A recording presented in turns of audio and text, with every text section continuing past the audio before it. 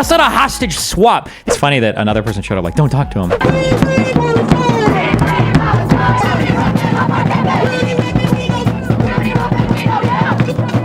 I didn't get this much fanfare when I was down there. What the? So anyways, yeah, the whole thing has been like pretty frustrating for me because during the BLM riots, like I kind of kept my mouth shut. Like I didn't like seeing the riots, but I felt this like social pressure to not say anything about it.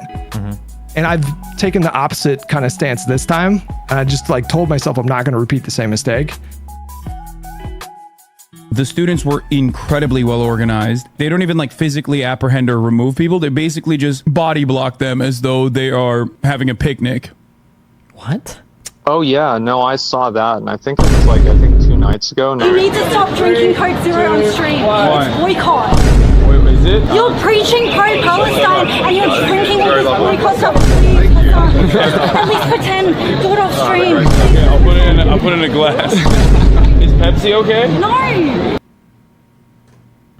Okay, this is stupid.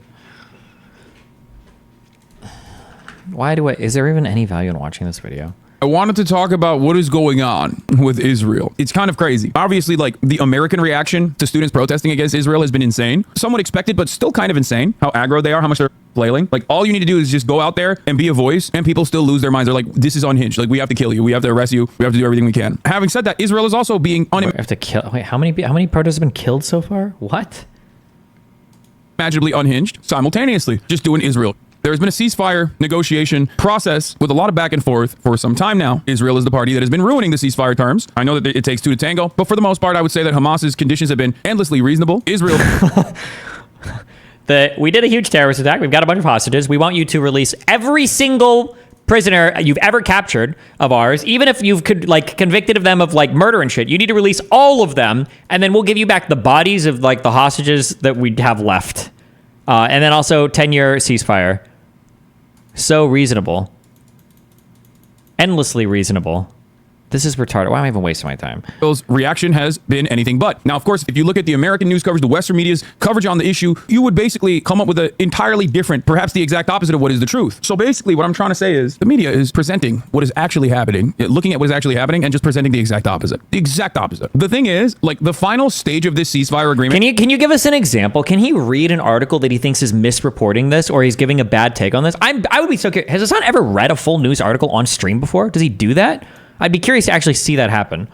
Is basically what Hamas has said, I would say, since like October 8th. We will give you all the hostages back. You just have to issue a permanent ceasefire, 1967 boundaries, come to the negotiation table with the 1967 boundaries, which would obviously be like the two-state solution. No more arms. We will lay down our arms. Basically a day one position, which Israel routinely said no to. And it turns out that there's more information about Benjamin. Yeah, you don't reach a final negotiation on what the territorial dispute should look like at the end in response to the largest terrorist attack ever in your country and 200 hostages taken. That's not how any of this works. That's not how any of this works. Netanyahu almost personally ruining... Who is his editor? Hey, Hassan's editor, dipshit. There should be a rule that you can't cut in an article title if Hassan has never even looked at the article in his life. Are there any things of him actually reading any of these? Does this actually happen? Like... He said no to, and it turns out that there's more information about Benjamin Netanyahu almost personally ruining the bag. There's basically no condition that Israel wants. None whatsoever that Israel is willing to agree to. I think the latest that I read was in this round of conversations, basically they claimed that like the Hamas acceptance was coming from an Egyptian envoy, and Egypt is also Hamas. Well, they didn't say that, but they said that the Egyptian terms were like infinitely softer than what the Israel would be down for or something. And this is after Hamas agreed to the latest proposal presented by Israel on April 27th. And there is no change in its elements. An official matter with the talks tells Reuters. Okay, this is like literally happening as we're talking. And there is no change in its elements. An official... Hamas agreed to the latest proposal presented by Israel on April 27th, and there is no change in its elements. An official familiar with the talks tells Reuters on May 6th, but that's not true. It was significantly different, and they didn't agree with the Israeli proposal. Who the fuck is this guy? Who is this guy? What is he reporting? An official familiar with the talks tells Reuters. That wasn't true, right? The Hamas proposed ceasefire was significantly different. And Israel wasn't even a party to this particular one, I don't believe. Hamas said Monday it accepted an Egyptian Qatari. It was these two guys that had negotiated a ceasefire proposal, but Israel said the deal did not meet its core demands, and it was pushing ahead with an assault on the southern Gaza city of Rafah. Israel said to continue negotiations.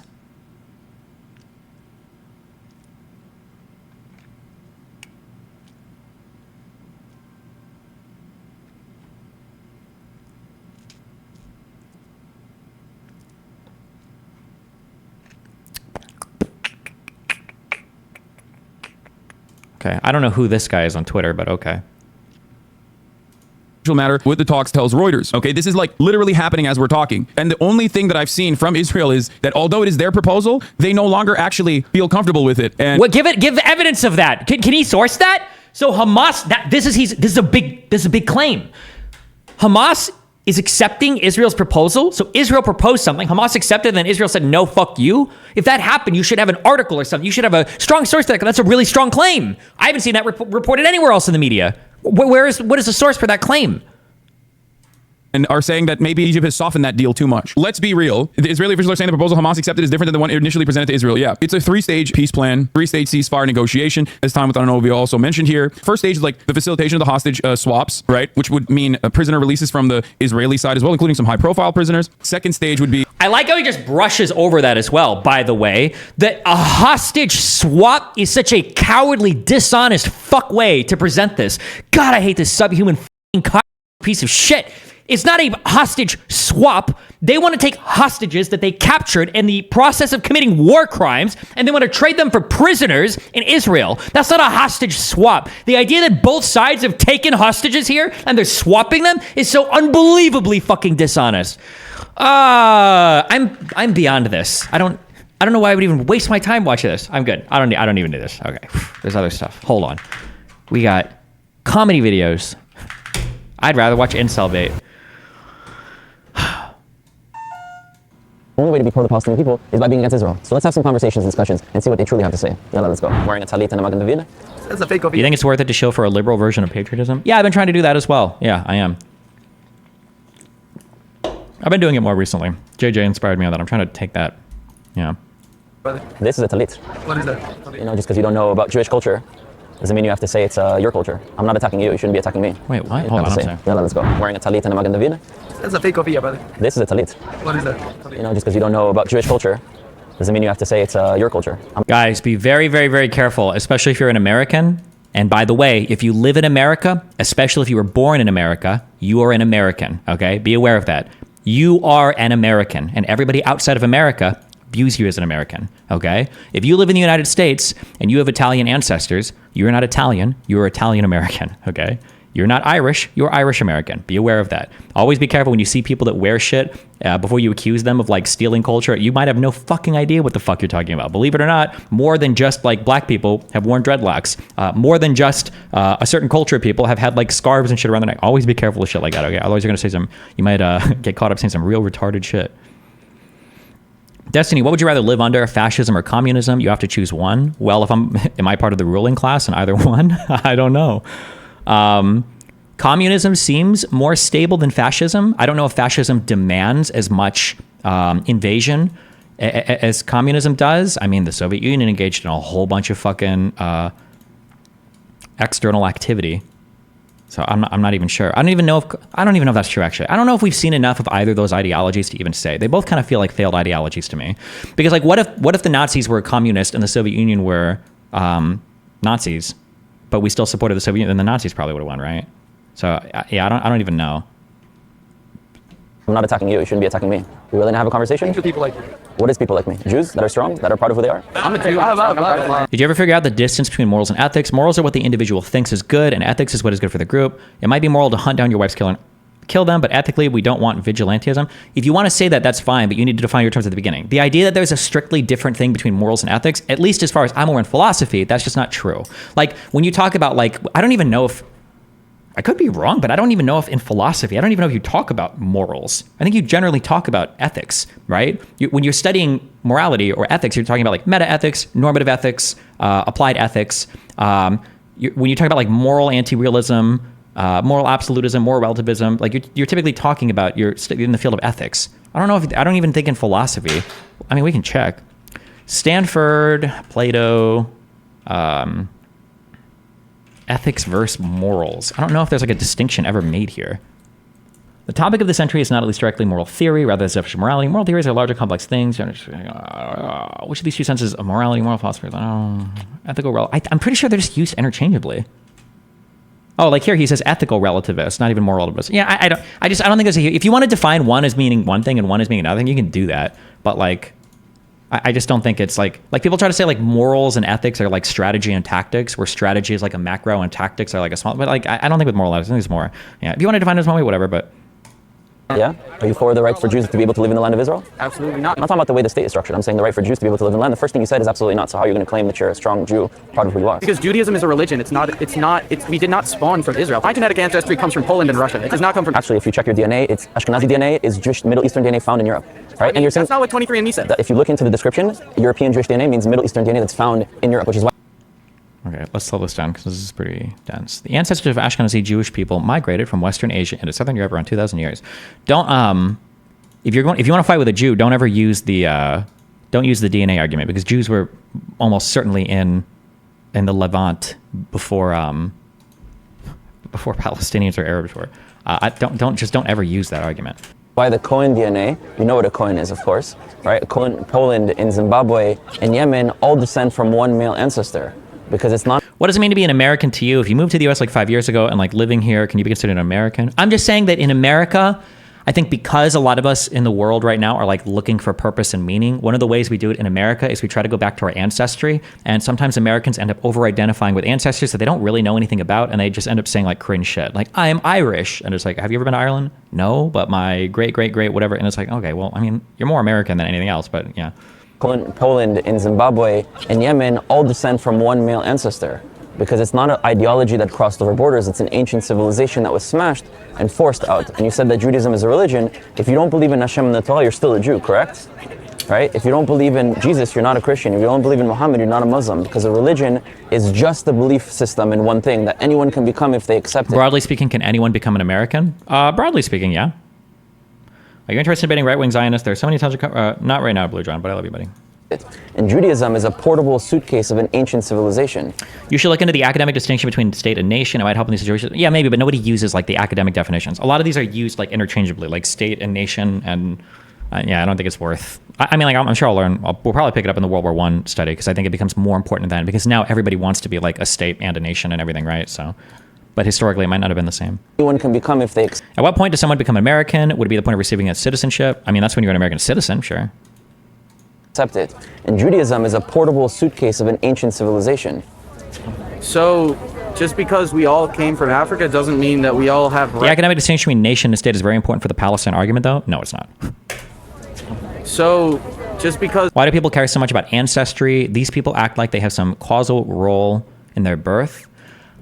If I had to guess, it's because people want something bigger than themselves to live for. I think that's a pretty human thing. We want something more than just ourselves to live for. So religion gives you purpose, patriotism gives you purpose, and sometimes ancestry can give you purpose. Personally, I think it's cringe, but I think I'm in the very, very small minority there. I think most people like to have some connection or attachment to their past or some bullshit. Okay, let me watch this for a little bit. Judaism is a portable suitcase of an ancient civilization.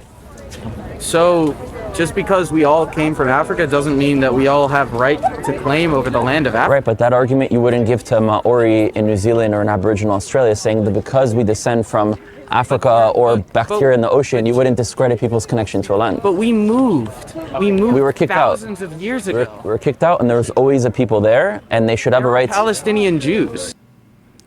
Is Wikipedia reliable, or would AI like ChatGPT or Gemini be better? I think anything can give you a decent outline. I like Wikipedia because it covers a broad range of topics, and because the edit history is public. I think Wikipedia is good for like a public or for like a skeleton of an issue. But then you read more articles, you dig more into it. Yeah.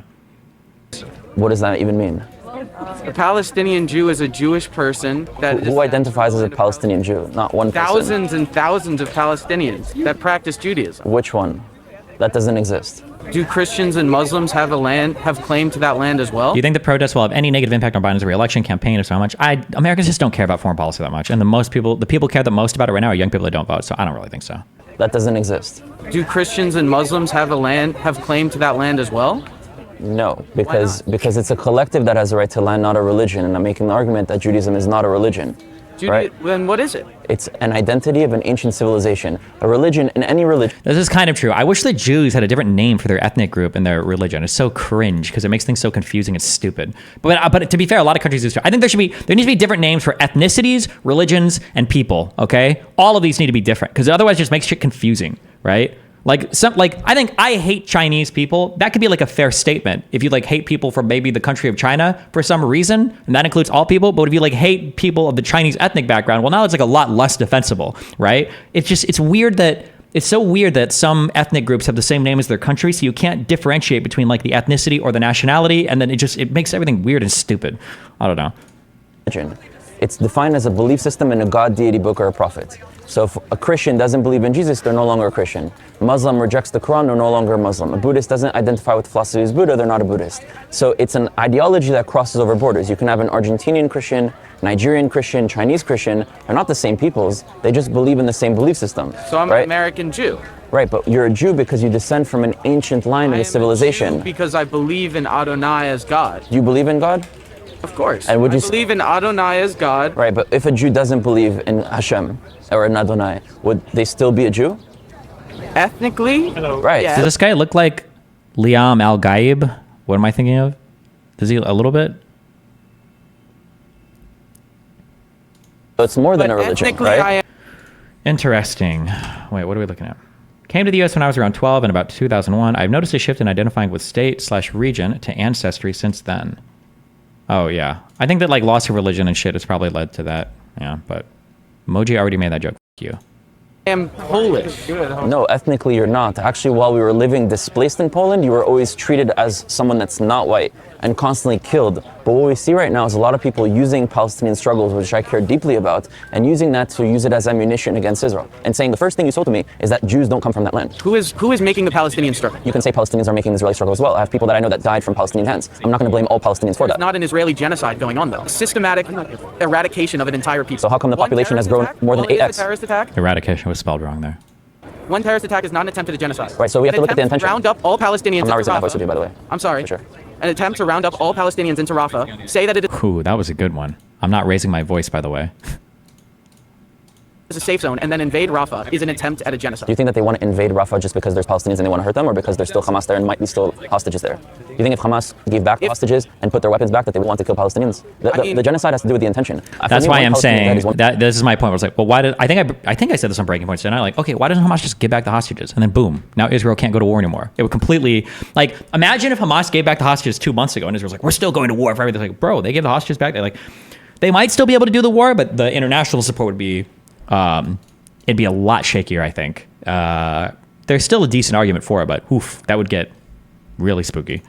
One Palestinian dead too much. I don't want any Palestinians to die. So we're already on the same page. You don't have to be arguing me against the lives of Palestinians. But we have to look at the intentions. Why is there the IDF wanting to go into Rafah? Because they believe they need to take out Hamas, which is legitimate after what Hamas has done. And they want to rescue their hostages, which is also legitimate. That's the intention. Now, the fact that we're in war, there's going to be deaths on both sides, which is why I do everything to prevent us being in war, because that's what war looks like. But the intention is what makes it a genocide. Every single time Palestinians have died has always been in the battle fire when Israel's shooting back at Hamas. Never Israel targeting Palestinians to kill Palestinians. And if that does exist, I condemn it. But that's not the situation. We're not platforming. We're having a legitimate conversation. Okay. This guy doesn't know much. This guy obviously came prepared with talking points. Well, this guy's talking, though. It's funny that another person showed up like, don't talk to him. Oh, shit. I wonder if she's the same person for my crowd. Do they say which school they're at here? I doubt it's the same girl, but it's just funny that you still run into that. Okay, so you're insulting. We're not here for that. Okay. No, but you're here to have conversations about how to move forward in the future. It's not a circle because first of all, he's a brother of mine as a Jew, and he has a right to speak to another Jew. And these conversations are the only way that we can actually move forward because there's no future without Jews or Palestinians in that land. So instead of speaking to all the other Westerners, which won't do anything in the land, it's the people who actually live there who can make a difference. I live in Israel. I live in Jerusalem. So I actually have the ability to influence people on that land, so you guys should be wanting to have conversations instead of speaking to everyone else and demonizing my people. There is no future for Palestinians as long as there is a Jewish-Israeli state. He said DC at the start of the video. Gotcha. Instead of speaking to everyone else and demonizing my people. There is no future for Palestinians as long as there is a Jewish-Israeli state Do you think occupies that land. Do you think there could be a way that we both experience this country as ours, Israelis and Palestinians, without the removal of either and with the acceptance of both? That could potentially exist, right? And Israelistine is necessitates the way that I call it Israel and they call it Palestine, like Burma and Myanmar, right? There's two names for a country that happens sometimes in history. And I should be able to see a Palestinians considering it Palestine and not feeling it takes away from me, and a Palestinian seeing me considering it Israel, which historically was always called Israel, and not feeling that takes away from them. We're currently positioned as if we're opposed to one another, but we don't have to be. Palestine population. Was it 4 million people? 5 million? How many people live? 5 million people live between the Gaza Strip and the West Bank. And Israel is how many people? 9 million? 10 million? 9.5 million. Damn. So it would be, oof. So if Palestine was annexed and made one state with Israel, with absolutely no people coming in, like no refugees, it would be about 7 million Arabs and 7 million Jews, huh? It'd be like 50-50 split. You're almost at your original partition plan. Jesus. Is my point. Right. All we're saying is that the current Israeli regime has been an apartheid regime for its entire existence. So can you explain to me how it's an apartheid? Because I just want to... Because there are two systems. Okay. One for Israelis who benefit from all of the economic benefits, they get to participate in democracy, they get to vote, they get to live in land. Do you think these people know they're on camera? The faraway cam is a bit sissy? Sissy or sussy? They must know they're on camera. That'd be my guess as he asks them.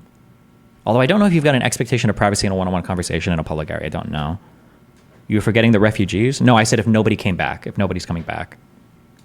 And unoccupied. It is, by definition, an apartheid regime. The apartheid system is a system where you have one government, one country with different rights for different peoples. That's what existed in South No, Africa. Destiny, there's also Arabs in Israel proper. That's why I said 7 million of each. There's about 2 million Palestinian, or there's about 2 million Arab, Jewish, Arab Israeli citizens. Fuck! How many Arabs live in Israel? I believe it's about 2 million. 2,080,000, yes.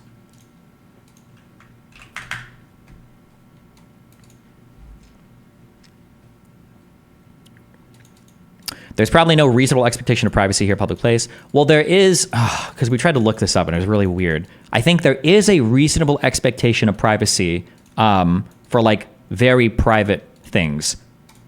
Like if a girl is sitting on a bench and you're like zooming in with like a telescopic lens to take like an upskirt photo, I think that's considered a violation of privacy, even if you're in a public place. Or if two people are chatting and you're using like a long distance microphone to listen in a park, I think that's considered violation. I thought we looked this up. This is really confusing. We looked it up before. Yeah. Africa because of their color of the skin. In Israel, all Israelis, including 20% of its Arab/Palestinian population, have full equal rights. And then in the West Bank, Judea and Samaria, it's a separate piece of land under separate autonomy of the Palestinian Authority. And obviously, those who are living there don't have rights into Israel, and those who are living in Israel don't have rights into there. Gaza is a separate territory under separate authority, which is Hamas. And obviously, people that are living in Gaza don't have rights.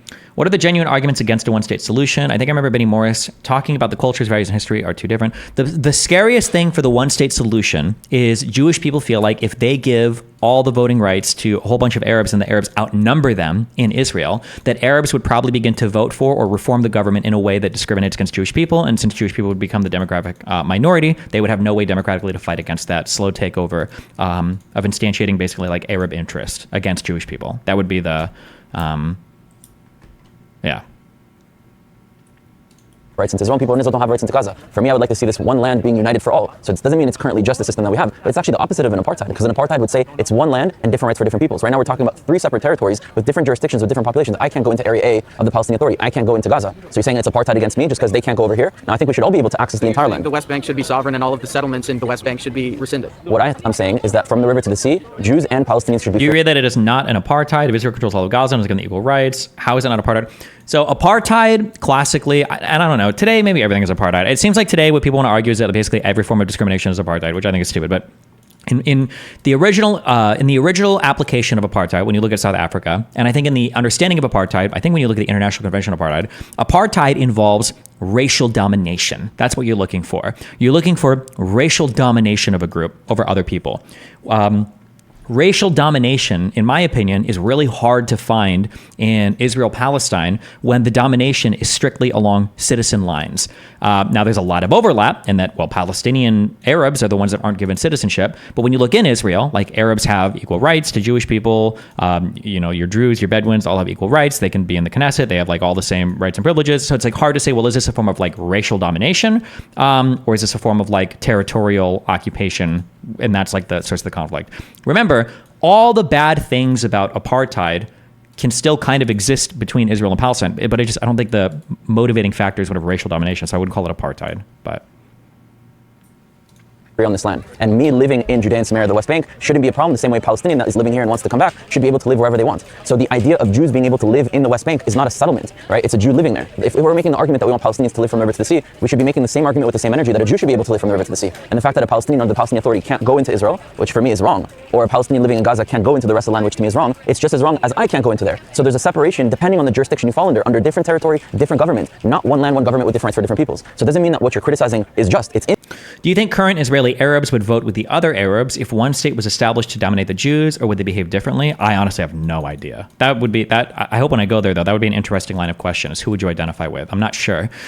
Sometimes there are things that seem very obvious to us as Americans, but when you actually go and talk to the people, or when you study the culture more, the obvious answers are not obvious at all. So like, me living in America, if you're a Cuban and you find like another Cuban that came from Cuba, at least like 20 years ago, like you'd be like, oh my God, that's so awesome. Like you fucking got out, bro. Like, oh shit, Cuban dude, and you're Cuban and we're all like, we hate Castro and all blah, blah, blah, blah. It's like a cool thing, I guess, or whatever. Or people like Cubans jerk themselves off or dumb shit like that, right? So like I would apply this logic to like South Korea. And my assumption would be that like if I was in South Korea and I was Korean and like somebody made it from North Korea to South Korea, I'd be like, oh shit, what up? You got out. That's fucking awesome. Oh my God, welcome to South Korea. You made it to the real Korea, brother. But apparently that's not true at all. Apparently South Koreans don't really like North Koreans. And if you make it in, you have like a different accent. People discriminate against you. People treat you kind of weird. That's really weird. I would never understand that. I would never be able to intuitively understand that that connection. Or like when I've been to like South Korea, when I've been to like Taiwan, and when I talk to people over there, like my assumption would be like I know a little bit about like World War II history. You guys must all like fucking hate Japan, right? Because they like tried to kill you guys, and there was all the genociding and all the crazy shit, right? But then when I find out in talking to Asian people, or like for time I've spent at least really in Taiwan, so I don't know, maybe it's an unfair stereotype or generalization. Everybody said they love Japanese people because they're generally pretty chill, but they hate South Koreans because they feel like all the South Korean people were stuck up as they're very stuck up people. I don't know. Maybe that was just like the handful of people that I talked to felt that way, but I would have never guessed that if I would have just like intuitively figure out like, oh, well, how do these people feel about each other? So when you ask me about like Arabs and Israelis and how they would vote if like the societies, you know, combine, I truly have no fucking idea. I have absolutely no idea. Yeah. Do you think these protesting college students actually have feelings about the conflict, or they just want to be mad about something and virtue signal? It's going to be a little bit of both. I mean, they have probably strong feelings. Just because you don't know something doesn't mean you can't have strong feelings about it. You can develop very strong feelings about things you don't know much about. Also, I need to stop doing this, but I do sometimes. Virtue signaling isn't necessarily a bad thing. Like, you want people to understand what your values and beliefs are. Like, technically, when I do certain debates or I make certain calls, I'm virtue signaling. I'm trying to make sure you understand what I think, I guess. But virtue signaling usually implies a hollowness to it. But you can even have strong feelings about something you don't understand much about. They're just like, you could call it misguided, but that's getting a little bit, like, pedantic. Well, not really. It's an important distinction. But unjust, and we need to talk about it. But when we use terms like apartheid, it's actually preventing us from understanding the complexities of what's going on and preventing us from correcting it. And that's my point. And also, when you speak to most Jews, I'm sure as a Jew, you've spoken to many Jews, the moment they hear apartheid, they shut off to you. Whereas if you were specific about Palestinians go through checkpoints, they don't have equal access to resources, they have to have an IDF soldier that controls them, that they feel fearful of because they have no representation towards that soldier. If you were specific about the problems that Palestinians actually go through, then Jews and Israelis would be like, wow, yeah, I can see how that affects people, I can see how that's wrong. But the moment you use apartheid, genocide, ethnic cleansing, colonization, settlements, which in reality is what the West did to the world. And what we see right now is the far left feels so guilty for the crimes of their ancestors that they're using Jews and Israel as a scapegoat to push those ideas like they've always done throughout history. The far right blames the Jews for being the left. The far left blames the Jews for being the right. The capitalist blames us for communism. The communist blames us for capitalism. The white supremacists were enemy number one. The black supremacists, the Farrakhan's were enemy number one. We're literally saying... Okay, this is the point. It's just arguing with this one kid the whole time? Because this kid doesn't even know that much. This feels like a debate rape. As the source of power for all.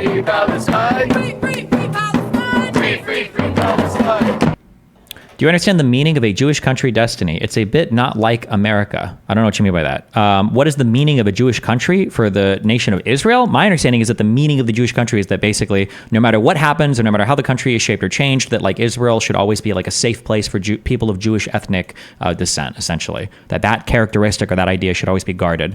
Yeah, that's my understanding of it.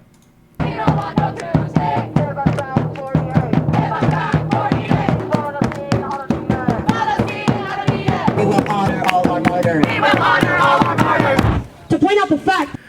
Isn't Israel like 20% Arab, almost like the Islamic religious movement is incompatible with the democracy of Israel? I don't even understand what you're just trying to say there. Having Israel being 20% Arab is pretty amazing. And saying that means that the Islamic religious movement is incompatible with the democracy, I don't know what you mean by that. It seems like they live there and they function there like decently well. Like, yes, but holidays, Shabbat, wedding, we have some Jewish laws here. Oh yeah, I mean, I'm sure that, but I mean, like other countries do that in ways. Bro, something that blew my fucking mind. Holy shit. I don't know if this is still true, or maybe this is just in the areas I was. Bro, you want to talk about like obsession with religion? In Germany, I feel like everything closed on Sunday. I was mind fucked walking around at like 6 p.m. on a Sunday, like, let's get some food. And every German friend looks at me like, bro, it's Sunday. This is the day of the Lord. We can't do shit here. This place is fucked. I'm like, what?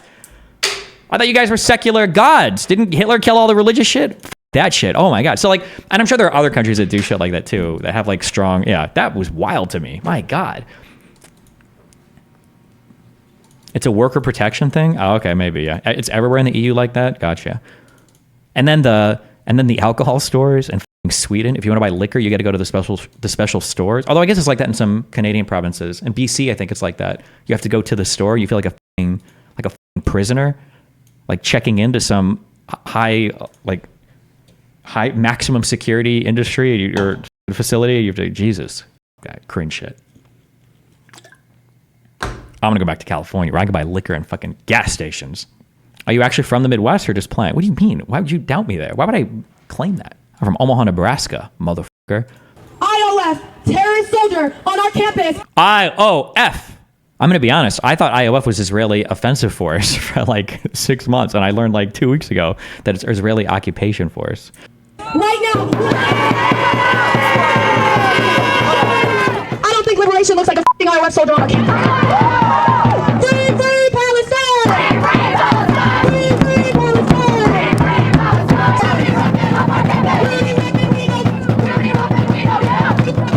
I didn't get this much fanfare when I was down there. What the fuck?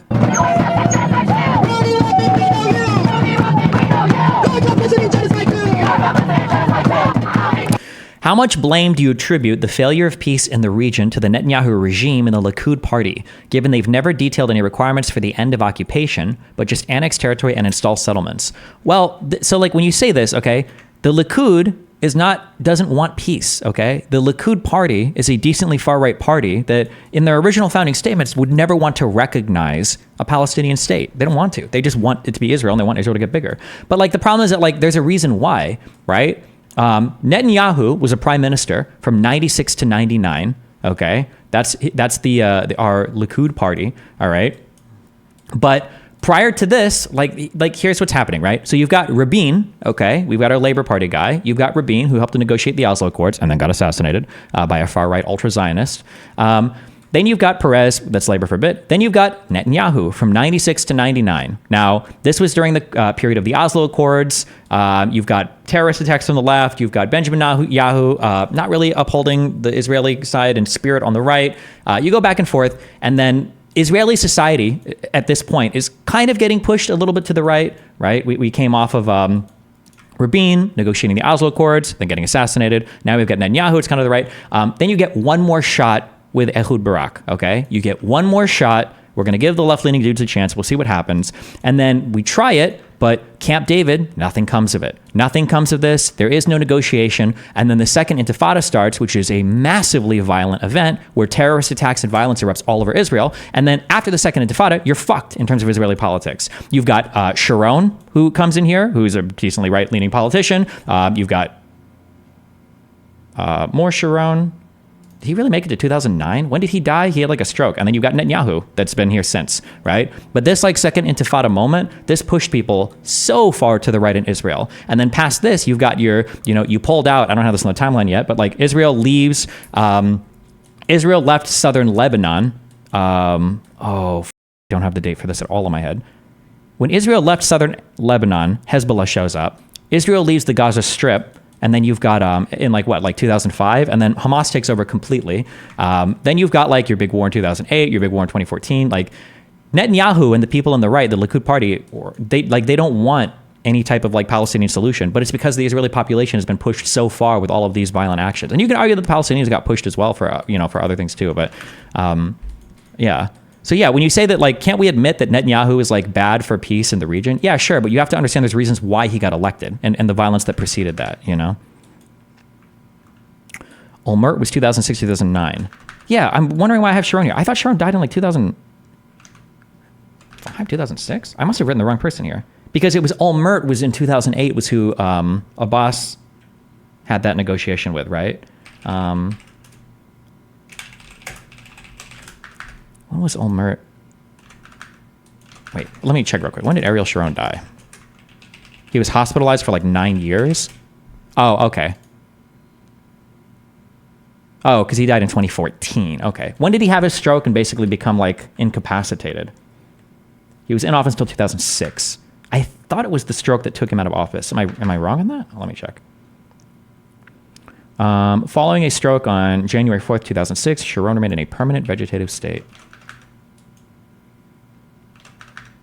Rip.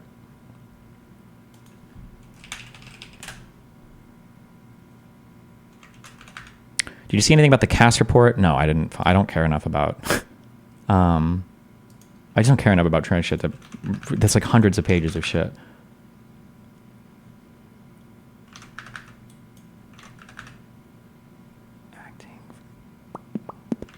Okay, April 14th is when he actually won the election. Okay, I must have just copied the last box and I didn't add it here. Weird. Thanks.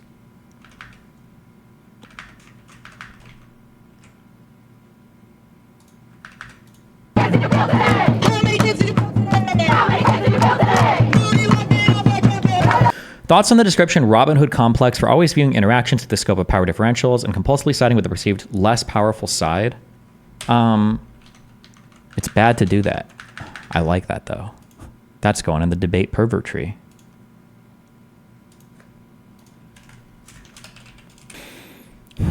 Okay.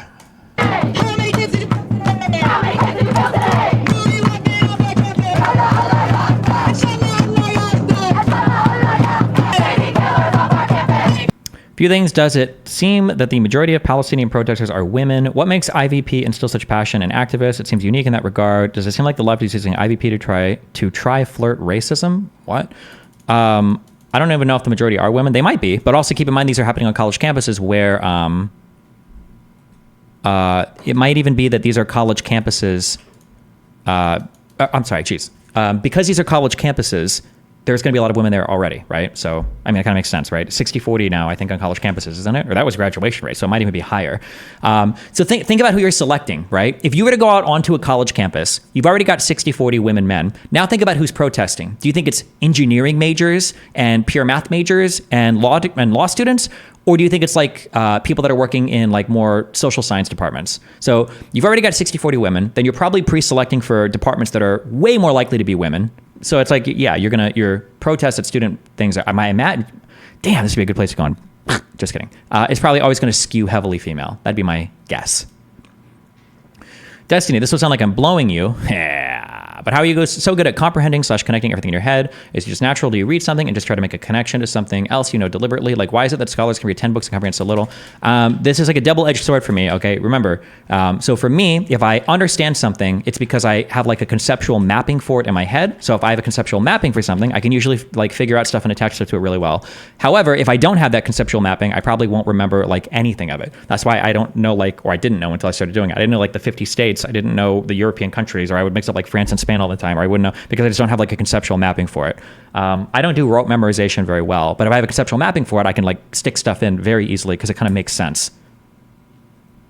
That's why I like looking at the timeline here, and I saw Sharon from 2006 2009 didn't make sense to me because I know that he had a stroke and died earlier, and I also know there's like a peace process here that almost happened. It was in 2008 between Olmert and Abbas, but that's because it conceptually it maps onto like the progress of the conflict and everything else too. So. Have you looked into the Bennett cabinets that replaced Netanyahu in 2022? They were a wacky coalition. No, I don't. You apparently have the wrong party for. I don't know why this could even. I haven't done much on the top section here yet. Like I literally timelined this, but I don't have any bios or anything written for any of these people. So the top part here is like pretty loose. Like nothing. Like they link to names and shit, but I literally just copied from Wiki the dates they were prime minister and then the name of the person and then whatever. So for like later for later prime ministers here, I don't have much of an idea. I don't know much personally about them.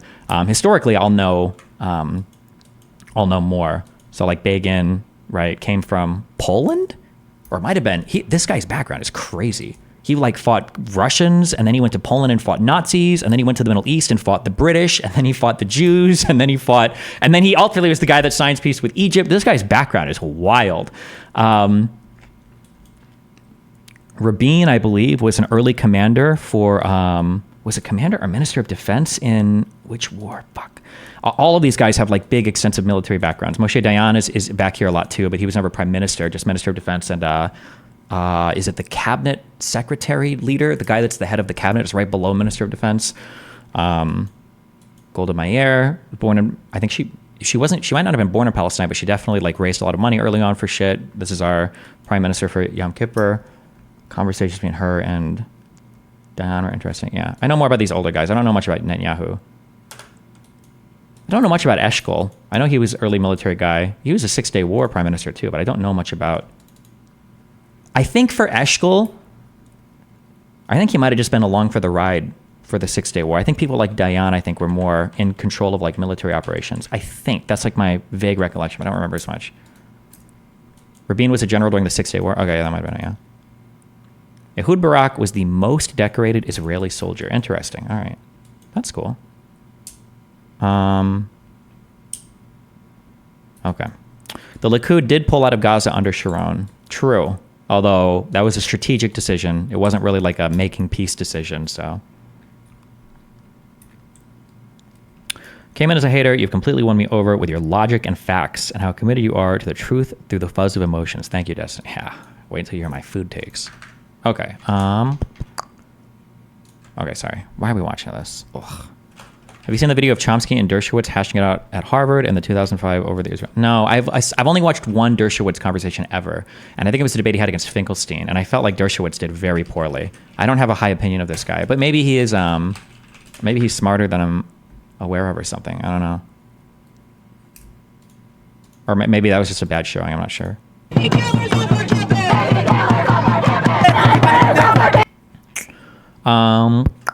I have not heard you talk about this, but how do you think America should pressure the Israelis/Palestinians into taking steps towards a long-lasting peace solution?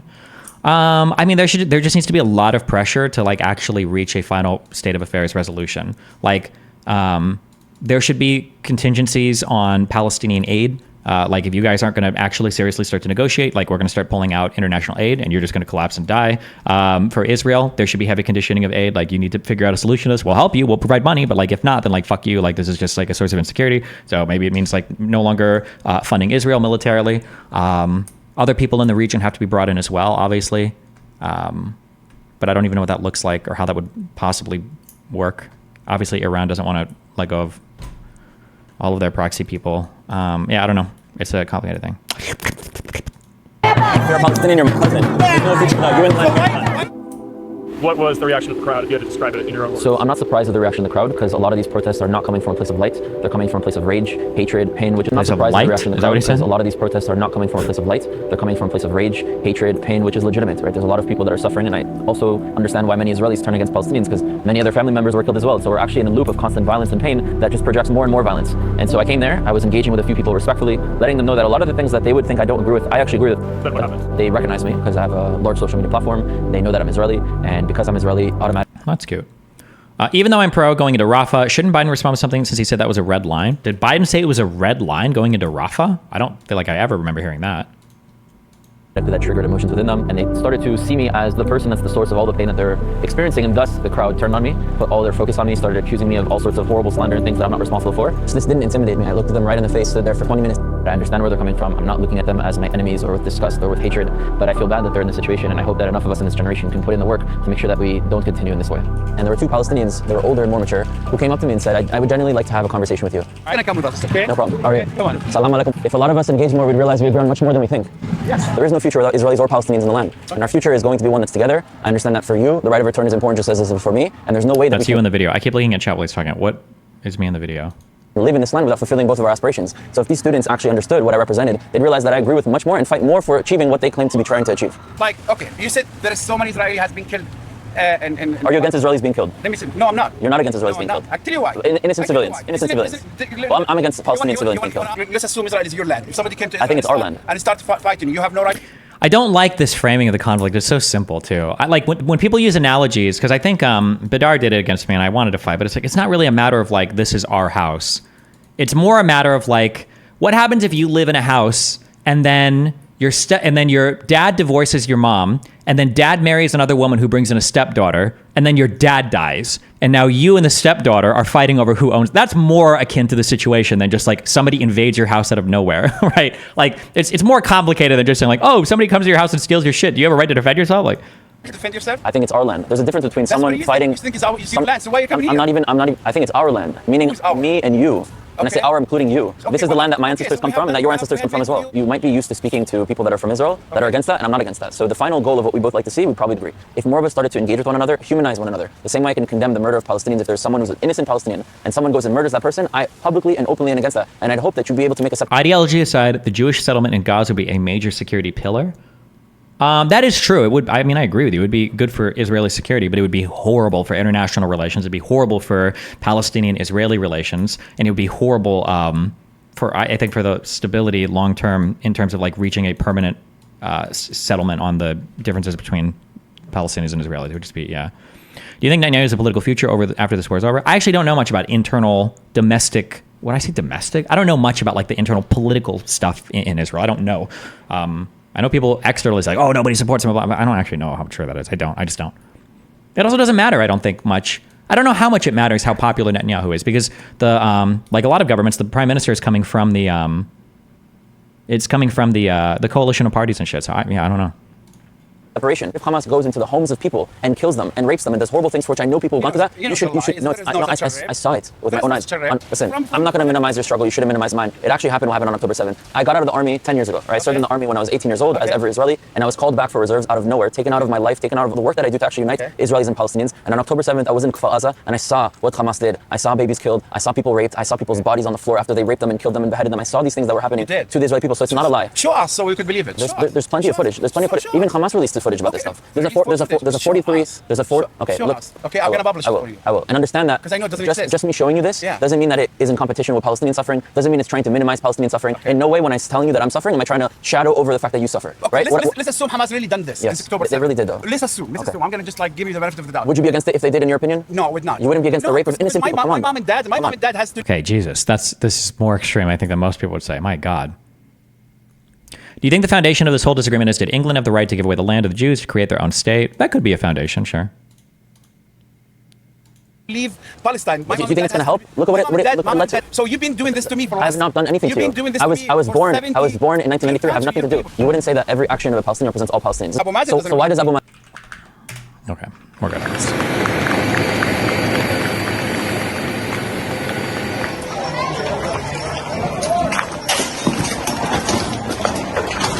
What is your red line with Prime Minister Netanyahu? Do you have a red line? For instance, would invasion of Rafah, which you have urged him not to do? I feel like if there, because I feel like I would have heard this happen. I feel like if he sets a red line, I feel like it's not going to be like Israel can never invade Rafah. I feel like it's going to be something like Israel needs to make sure the civilians are safer. They can't invade Rafah in its current state. That would be my guess what he said, but I don't actually know. I guess we'll find out. Mr. Netanyahu, do you have a red line? For instance, would invasion of Rafah, which you have urged him not to do, would that be a red line?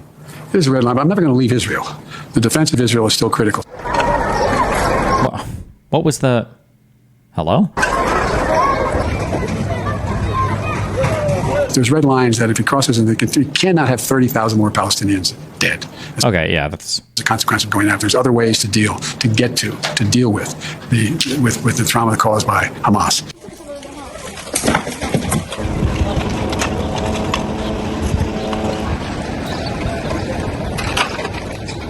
Yeah, this isn't even close to a red line.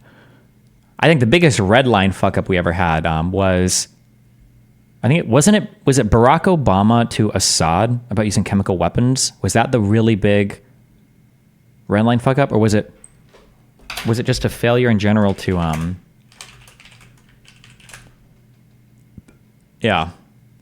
this, because Obama gave a red line, but he didn't have the political support to do this. He made it sound like if Assad uses chemical weapons, he's going to invade Syria, or there'd be U.S. troops on the ground, but he didn't do it after Assad did, and it was like weak.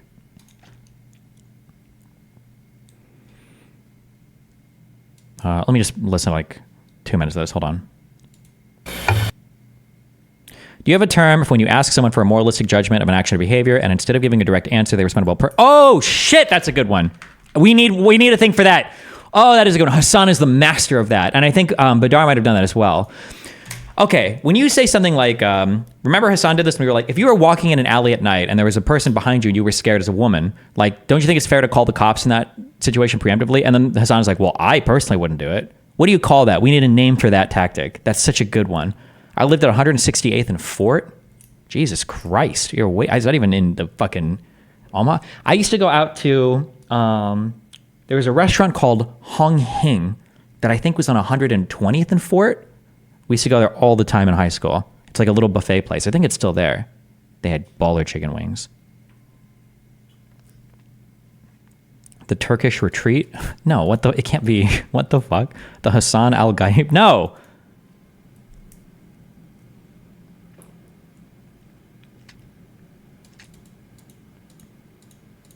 If you were Israeli, would you want Trump elected over Biden? Because I do. Really? I think if you were Israeli, I don't know if it would matter much. I feel like if you were Israeli, you'd probably slightly lean. You could lean towards Trump because he's more Israeli, more pro-Israel than Biden seems to be. But you could also lean towards Biden because he's more stable, and you might appreciate the stability more. I'm not actually sure where you would.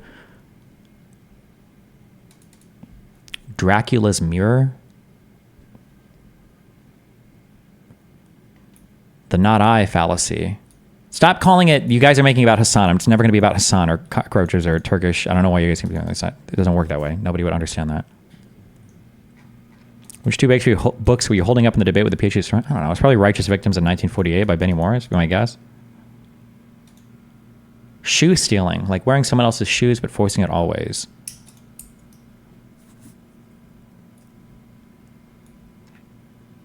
Trump had the highest approval rating out of all U.S. presidents. Yeah, but it was just because Republican support for him was so sycophantic. Moral dodgeball? Fix your incorrect usage and make it...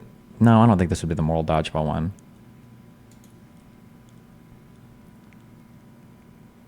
Hong Hing is 90th in Fort. Is it 90th? Maybe it's 90th. I don't remember how far west it was. Why do I feel like it was like 120th? Don't you drive west from... Oh, no, because you would drive up... Marion was on 72nd, right? Marion was on 72nd and Fort. And leaving there, you turn right and you would drive up. Oh, I guess you'd only go to 90th. I don't remember. It's been a long time. Okay, fuck you. Allergic anecdote. The Braveheart. Oh, wait. I think I like that one. The Braveheart. I like that direction. Are you busy doing a thing now, or did you want to have a quick chat about something? God, no, I'm not busy. Today's been so boring. What's up? Yeah, I just wanted to check in generally about, like, what are your thoughts, generally speaking, of these student demonstrations and the subsequent, like, social media discourse? I mean, I think the demonstrations are cringe, obviously, because I'm anti the Hamas shit. But I mean, I think you have a right to protest. But I mean, if you're breaking rules, especially on college campuses, then you should get kicked out. Yeah, that's about it. What about, what else? Well, I mean, like a question that I've been asking, like there's been some people in my chat that have been like heavily lobbying for the students and kind of taking the approach of the only people that initiated violence have been the cops and everything's been basically 100% peaceful and the only aggression came from counter protesters and this sort of thing. And like, I guess we were just kind of getting into a discussion about what counts as like non-violent. Like, would you consider... Just as a real quick, I don't care. Whether or not the aggression is started by the cops is not really relevant. Cops are not civilians that can only respond with violence to other violence. Cops are here to enforce the laws. So if you're breaking the law, regardless of whether or not you're engaged in violence or not, a cop has the right to remove you, and that could escalate to some sort of violent removal. If I'm trespassing on somebody's property, maybe I'm standing in their yard and they tell me to leave, and I say, no, fuck you, and then the cops come and they're like, you need to leave, and I'm like, no, fuck you. That cop is going to become violent even if I'm completely nonviolent. That doesn't mean that I'm in the right and the cops in the wrong. Like, cops have authority to use violence to enforce our laws. So yeah. Yeah, it just kind of logically follows. Like the people are like, well, violence didn't break out until the cops showed up. It's like, well, yeah.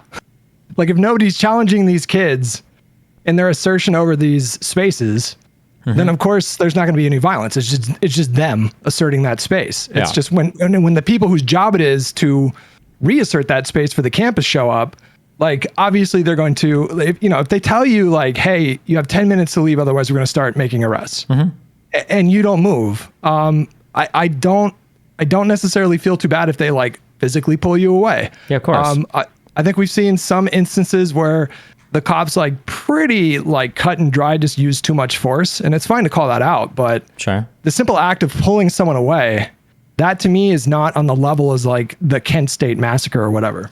Yeah, no. And just a fun little way to like test people's moral consistency, and it's something that I've been asking some people in my chat, is if the roles were reversed, and if these were pro-Zionist protesters, and they were setting up encampments and blocking freedom of movement for pro-Palestinian protesters, how would you feel about it? Would you be okay with cops coming in and breaking it up? And some people have dishonestly tried to say like, yeah, I'd be fine with that, but I just flat out don't believe them. And so that's been kind of a useful tool to push back. Like, I generally support the right to protest, but yeah, I mean, you just can't be breaking any of the laws or rules while doing it, right? Yeah. And for college campuses, it's generally going to be like a means, time, and a place or whatever for what they're allowed to protest as. Yeah. Like, you can't be barricading yourself into libraries. I don't even necessarily have a problem inherently with people doing civil disobedience. So if you're breaking rules or breaking laws, like, there's a rich tradition of that in this country. That's fine. But part of civil disobedience is getting arrested. Yeah, exactly. Yeah. Accept the consequences. Like, if a cop shows up to arrest you and you start picking up like sliced up garbage bins as a shield, then we're just well beyond what, and I'm specifically referring to like the nonviolent civil rights movement.